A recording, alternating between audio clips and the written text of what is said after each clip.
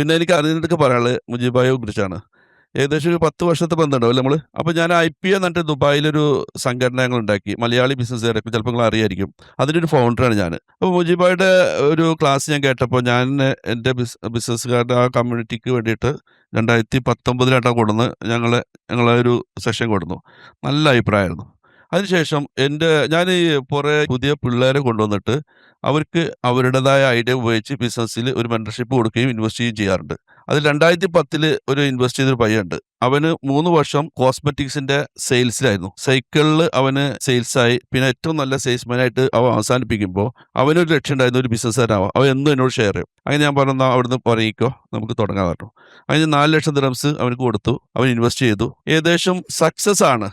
പക്ഷേ വലിയ ലെവലിലേക്ക് എത്തണില്ല. ഞാൻ 3 രാജ്യത്തിന് എൻ്റെ ഒപ്പം അവനെ കറക്കാൻ കൊണ്ടുപോയി. അവനൊന്ന് മൈൻഡ് മാറ്റാൻ വേണ്ടിയിട്ട്. കാരണം നല്ല പയ്യനാണ്. പക്ഷേ നമ്മളൊരു ലക്ഷ്യം ഉണ്ടാവുമല്ലോ, അതിലേക്ക് എത്താൻ അവർക്ക് പറ്റുന്നില്ല. എൻ്റെ വീട്ടിലായിരുന്നു മുജീബായി താമസിച്ചിരുന്നത്. അപ്പോൾ ആ സമയത്ത് മുജീബ് പറഞ്ഞു, ഇവനെ നന്നാക്കി എടുക്കണം, ഇവൻ ഇങ്ങനെയൊക്കെ പ്രശ്നങ്ങളുണ്ടായിരുന്നു. അങ്ങനെ അവനക്കൊരു മെൻറ്റർഷിപ്പ് പോലെ എല്ലാ ബിസിനസ്സും ശ്രദ്ധിക്കണം. ഞാൻ കഴിഞ്ഞ ദിവസം മുജീബായോട് പറഞ്ഞൊരു കാര്യമാണ്, എനിക്കുള്ളൊരു പരാജയം എന്താ വെച്ചാൽ എനിക്ക് കൺവിൻസ് ചെയ്യാൻ അറിയില്ല ചില കാര്യങ്ങൾ. എനിക്ക് നന്നായിട്ട് ഹാർഡ് വർക്ക് ചെയ്യാൻ പറ്റും, ഡെവലപ്പ് ചെയ്യാൻ പറ്റും, ബിസിനസ് നന്നായി ഡെവലപ്പ് ചെയ്യും. പക്ഷേ ചില കാര്യങ്ങളിൽ ഇങ്ങനെ സംസാരിച്ചൊരു കൺവിൻസ് ചെയ്യിക്കാറുണ്ടല്ലോ. ചിലപ്പോൾ നുണ പറയാനല്ല ഉദ്ദേശിക്കുന്നത്, ഉള്ള കാര്യങ്ങൾ വളരെ കൃത്യമായിട്ട് കൺവിൻസ് ചെയ്യിക്കുന്ന ഒരു കഴിവ് എനിക്ക് കുറച്ച് കുറവുണ്ട്. അത് നിങ്ങൾ ഡെവലപ്പ് ചെയ്ത് തന്നെ പറഞ്ഞു. അതേപോലെ ഞാൻ പറഞ്ഞായിരുന്നു, ഇവൻ ഇതുപോലെ കൺവിൻസ് ചെയ്യിക്കാൻ എനിക്കൊരു ചെറിയൊരു പരാജയപ്പെട്ടപ്പോൾ അത് ഞാൻ മുജീബായിനെ ഏൽപ്പിച്ചു.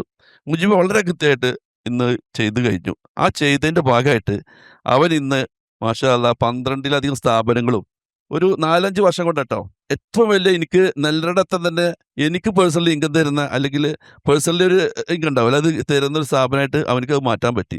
അത് അവൻ്റെ നല്ല ശുദ്ധി. അവൻ മാത്രമല്ല, അവൻ ഇന്ന് ഒരു പുതിയ സ്ഥാപനം തുടങ്ങിയില്ല. ഒരു ദിർഹംസ് പോലും എൻ്റെയൊക്കെ ഇന്ന് മേടിക്കാതെ അവൻ്റേതായ ഒരു ഷെയർ എനിക്കുണ്ടാവും. അത് ചോദിക്കുകയില്ല. ഞാൻ വേണ്ടെന്ന് പറഞ്ഞാലും അവൻ ഇട്ടിരിക്കും. ഞാൻ തന്നെ ചോദിക്കാറുണ്ട്. അവൻ്റെ ഓഫീസായാലും വീടായാലും വണ്ടി ആയാലും എല്ലാത്തിനും മഹാത്മാഗാന്ധിയുടെ ഫോട്ടോ ഒട്ടിച്ചപ്പോൾ എൻ്റെ ഫോട്ടോ ഒട്ടിച്ചിട്ടുണ്ടാവും. അല്ല, ഞാൻ പറയാണ്. അതേപോലെ അങ്ങനത്തെ ഒരു അപ്പോൾ അവനാക്കിയെടുക്കാൻ എനിക്ക് പറ്റിയതിൽ വലിയ പങ്ക് മുജീബായാണ്. അപ്പോൾ ആ മുജീബായുടെ ഒരു വലിയൊരു ഇൻഫ്ലുവൻസ് എനിക്ക് എൻ്റെ സ്ഥാപനങ്ങളൊക്കെ ഉണ്ടായിട്ടുണ്ട്. അതുകൊണ്ട് തന്നെ അദ്ദേഹം ഇന്ന് വിളിച്ച പാടന്നെ ഞാൻ ശരിക്കും ഇന്ന് വിയറ്റ്നാമിൽ പോകേണ്ട ഒരാളായിരുന്നു.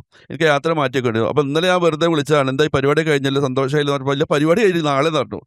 സത്യത്തിൽ ഞാൻ വരേണ്ട ഒരാളല്ല. മുജീബായി എനിക്ക് വിളിച്ചു കഴിഞ്ഞാൽ നോ എന്ന് പറയാൻ പറ്റാത്ത ഒരു വ്യക്തികളിൽ ഒരാളാണ് മുജീബായി. അതുകൊണ്ട് തന്നെ ഞാൻ ഇന്ന് വരാനും പറ്റിയാലും നിങ്ങളെ കാണാൻ പറ്റിയാലും എനിക്ക് സന്തോഷം.